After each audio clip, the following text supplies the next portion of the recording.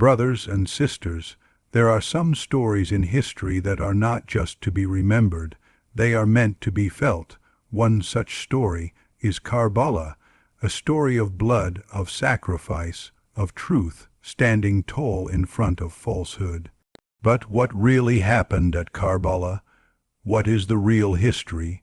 Beyond the myths, beyond the culture, and beyond emotion, today, let us journey back 1,400 years, not just to mourn, but to understand, not just to cry, but to learn, because Karbala is not just about what happened to Husayn ibn Ali it's about what should happen within us.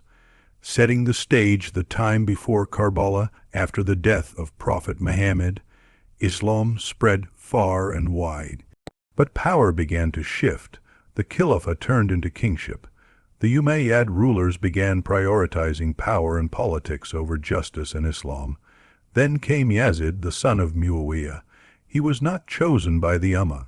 He was appointed by his father, and he demanded a legion, even from the grandson of the Prophet. Imam Husayn refused. He didn't refuse because he wanted power. He refused because he could not legitimize a corrupt leadership. For Husayn's silence would have meant approval, and silence was not an option. The journey to Karbala, when the people of Kufa invited Husayn to come and lead them, he set out with his family and companions. But Yazid's army, fearing Husayn's influence, intercepted him in the scorching plains of Karbala.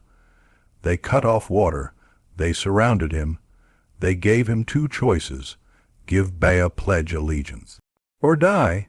Imagine that moment, a small group of about 72 believers facing an army of thousands, no food, no water, women, children, the elderly, and yet Husayn stood his ground. He looked at his companions and said, "They only want me. You are free to leave. I will not hold it against you." But not one soul left him, because truth attracts the brave, because justice is worth dying for. The tragedy day of Ashura, on the 10th of Muharram, the day of Ashura, the battle began. One by one, Husayn's companions were martyred. His own sons, nephews, brothers, and even his infant child, Ali Asghar, were killed. Can you imagine a grandfather of the Prophet's bloodline standing alone in the battlefield, his clothes soaked in blood, his body exhausted, yet his faith unshaken? Finally, Husayn fell. He was beheaded. His body was trampled. His women and children were taken captive. But know this, Yazid won the battle, but Husayn won the history. What Karbala taught the world, Karbala taught us the real meaning of Islam. It's not about rituals without soul. It's not about submission to injustice. It's not about silence in the face of tyranny.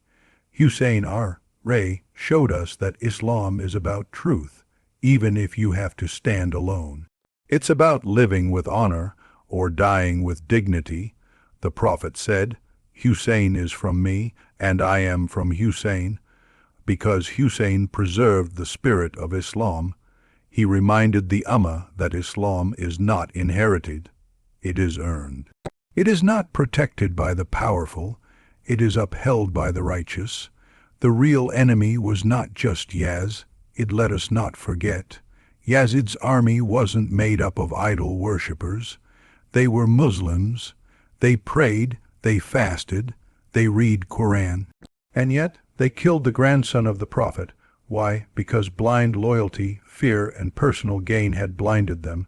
This is the scariest part of Karbala. You can be part of the Muslim Ummah and still be on the wrong side of history.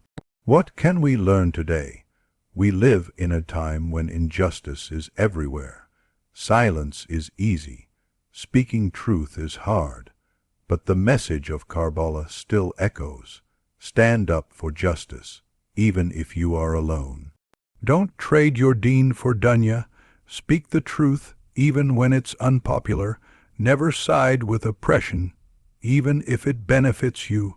Karbala is not a Shia tragedy. It is an Islamic legacy. It is a story of blood, sacrifice, of truth, standing tall in front of falsehood. But not one soul left him, because truth attracts the brave, because justice is worth dying for. The tragedy day of Ashura, on the 10th of Muharram, the day of Ashura, the battle began. One by one, Husayn confronted It belongs to all of us. It's not about division, it's about direction. Final words, a call to action, brothers and sisters. Let's not just cry for Husayn, let's live like Husayn. Let's not just curse Yazid. Let's make sure there is no Yazid inside us, in our greed, our injustice, or our silence. Karbala is not just a past tragedy. It's a present mirror. Look into it, reflect, and rise, because the story of Karbala is not over. It lives in every heart that chooses truth over falsehood. It lives in every voice that speaks when the world stays silent. And it lives in you, if you choose to carry its flame. Assalamu alaikum wa rahmatullah.